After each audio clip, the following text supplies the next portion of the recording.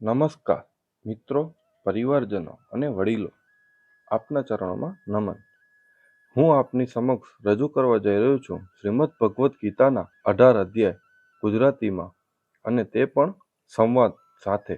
આજે આપણો ભગવદ્ ગીતાનો 5મો અધ્યાય કર્મ સંન્યાસ યોગ. અધ્યાય 5 કર્મ સંન્યાસ યોગ. ત્રીજા અને ચોથા અધ્યાયમાં અર્જુને શ્રી કૃષ્ણ ભગવાનના મુક્તિ કર્મની અનેક પ્રશંસા સાંભળી અને તે પ્રમાણે વર્તવાની પ્રેરણા આપી તથા આજ્ઞા મેળવી. સાથે સાથે એ પણ જાણ્યું કે કર્મયોગ દ્વારા ભગવત સ્વરૂપનું તત્વજ્ઞાન આપોઆપ થઈ જાય છે. ચોથા અધ્યાયના અંતમાં પણ ભગવાને તેને કર્મયોગ પ્રાપ્ત કરવાની આજ્ઞા આપી છે. પરંતુ વચ્ચે વચ્ચે બ્રહ્માગ્રાપરે યજ્ઞ યજ્ઞને એવો પૂજો હતી તદિતિ પ્રણીતા પાર્થેન વગેરે વચનો દ્વારા જ્ઞાનયોગની કર્મ સંન્યાસની પ્રશંસા સાંભળી. તેથી એ બંનેમાંથી પોતાના માટે કયું સાધન શ્રેષ્ઠ છે તેનો નિર્ણય અર્જુન કરી શક્યો નહીં. માટે હવે ભગવાનના શ્રીમુખથી જ તેનો નિર્ણય કરાવવાના ઉદ્દેશથી અર્જુન તેમને પૂછે છે. અર્જુન બોલ્યા, હે કૃષ્ણ, આપ કર્મોના સંન્યાસની અને પાછા કર્મોના યોગની પ્રશંસા કરો છો, તો એ બંનેમાંથી જે એક મારા માટે કલ્યાણકારક હોય તે નિશ્ચિત કરીને કહો. ત્યારે ભગવાન બોલ્યા, કર્મ સંન્યાસ અને કર્મયોગ એ બંને ચોક્કસ કલ્યાણ કરનારા છે, પણ તે બંનેમાં કર્મ સંન્યાસ કરતા કર્મયોગ વિશિષ્ટ છે. હે મહાભાવ, જે કસાનો દ્વેષ કરતો નથી કે કસાની ઈચ્છા રાખતો નથી તેને સદા સંન્યાસી જાણવો. કેમ કે રાગદ્વેષ આદિ દ્વંદ્વોથી રહિત મનુષ્ય અનાયાસે સંસાર બંધનથી છૂટે છે.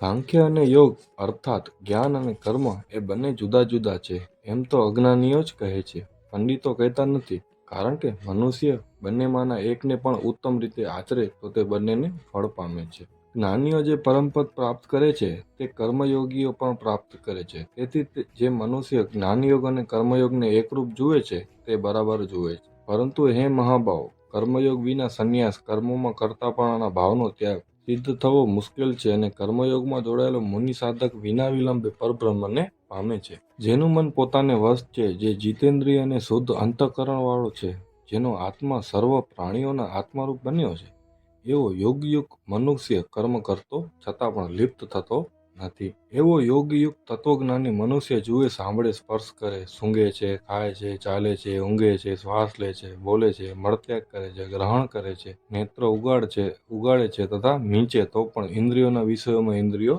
વર્તે છે, એમ સમજી હું કંઈ જ કરતો નથી એવું માને છે. જે મનુષ્ય બધા કર્મો પરમાત્માના અર્પણ કરી આસક્તિ છોડી કરે છે તે પાણીથી કમળમાં પાનની પેઠે લિપ્ત થતો નથી. યોગીઓ શરીરથી, મનથી, બુદ્ધિથી અથવા ઇન્દ્રિયોથી કેવળ અંતઃકરણની શુદ્ધિ માટે જ અનાસક્તિપૂર્વક કર્મો કરે છે. કર્મયોગી કર્મફળ તજીને મોક્ષરૂપ નૈષ્ઠિક શાંતિને પામે છે, અને યોગરહિત સકામ પુરુષ કામના કરવાથી ફળમાં આસક્ત થઈને બંધાય છે. સંયમી મનુષ્ય મનથી સર્વ કર્મોના કરતાપણાના ભાવનો ત્યાગ કરીને નવદ્વારોવાળા આ શરીરરૂપી નગરમાં કંઈ પણ કરતો કે કરાવતો ન હોય તેમ સુખપૂર્વક રહે છે.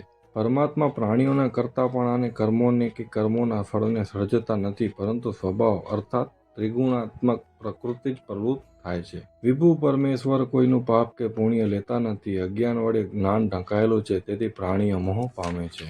જેમનું તે અજ્ઞાન આત્મજ્ઞાન વડે આત્માના વાસ્તવિક સ્વરૂપના જ્ઞાનથી નાશ પામ્યું છે, તેમનું તે જ્ઞાન સૂર્યની પેઠે પરબ્રહ્મને પ્રકાશિત કરી દે છે. તે જ્ઞાનમાં જેમનું મન એકરૂપ છે, જેમની બુદ્ધિ એકરૂપ છે, જેમના શરીરની સ્થિતિ તન્મય છે, તેઓ પરમ ભાવે તેમાં સ્થિર છે, તેઓ પાપરહિત છે અને જન્મ મરણથી છૂટી જાય છે. તેવા જ્ઞાનીઓ વિદ્યા વિનયયુક્ત બ્રાહ્મણમાં, ગાયમાં, હાથીમાં, કૂતરામાં તથા ચાંડાલમાં પણ સમદ્રષ્ટિવાળા હોય છે. જેમનું મન આવા સંભાવમાં સ્થિત થયું છે તેમણે અહીં સંસાર જીત્યો છે, કારણ કે બ્રહ્મ નિર્દોષ અને સમાન છે. તેથી શ્રી સમદર્શી મનુષ્ય બ્રહ્મમાં જ રહેલા છે. સ્થિર બુદ્ધિવાળો, મોહરહિત અને બ્રહ્મમાં રહેલો બ્રહ્મજ્ઞાની પ્રિય પામી હર્ષ પામતો નથી અને અપ્રિય પામી ઉદ્રેક પામતો નથી. બહારના વિષયોમાં અનાસક્ત ચિત્તવાળો મનુષ્ય અંતઃકરણમાં જે સુખ મેળવે છે તે અક્ષય સુખને તે બ્રહ્મયોગમાં જોડાયેલા ચિત્તવાળો નિરંતર અનુભવે છે. ઇન્દ્રિયો તથા વિષયોના સંબંધથી ઉત્પન્ન થતા જે ભોગો છે તે દુઃખનું કારણ જ છે, અને આદિ અંતવાળા છે એ અર્જુન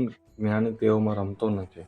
જે મનુષ્ય શરીર છૂટતા પહેલા કામ અને ક્રોધથી ઉપજતા વેગને અહીં સહેજવા સમર્થ છે તે પુરુષ યોગી છે અને તે સુખી છે. જે યોગી અંતરાત્મામાં સુખ, પ્રસન્નતા અને પ્રકાશનો અનુભવ કરે છે તે પરમાત્મા રૂપ થઈને બ્રહ્મ નિર્વાણ રૂપ મોક્ષને પામે છે. જેમનો પાપ પુણ્ય રૂપ મેલ નાશ પામ્યો છે, જેમના સંશયો છેદાયા છે, જેમનું ચિત્ત વશ છે અને જેઓ સર્વ પ્રાણીઓના હિતમાં તત્પર છે, એવા ઋષિઓ બ્રહ્મ નિર્વાણ પામે છે. જેમને પોતાના સ્વરૂપનું જ્ઞાન થયું છે, તેઓ કામ ક્રોધથી રહિત છે અને જેમને ચિત્તનું વશ કર્યું છે, તેવા સાધકોને સર્વત્ર નિર્વિકલ્પનો બ્રહ્મનો અનુભવ જ થાય છે. બહારના ભોગને અંતઃકરણમાં ચિંતવ્યા વિના નાકની અંદર ચાલતા પ્રાણ તથા અપમાનને સમાન કરીને જેણે ઇન્દ્રિયો અને મન અને બુદ્ધિને વશ કર્યા છે, તેમજ જેના ઈચ્છા, ભય અને ક્રોધ ગયા છે, એવા મોક્ષ પરાયણ મુનિ સદા મુક્ત છે. તે યજ્ઞ વડે તપના ભોગતા સર્વલોકના મહેશ્વર અને સર્વ પ્રાણીઓના મિત્ર એવા જાણીને શાંતિ પામે છે. આ પ્રમાણે ઉપનિષદ, બ્રહ્મવિદ્યા અને યોગશાસ્ત્ર રૂપી શ્રીમદ ભગવદ્ ગીતામાં શ્રી કૃષ્ણ તથા અર્જુનના સંવાદને વિશે કર્મ સંન્યાસ યોગ નામનો 5મો અધ્યાય સંપૂર્ણ થાય છે.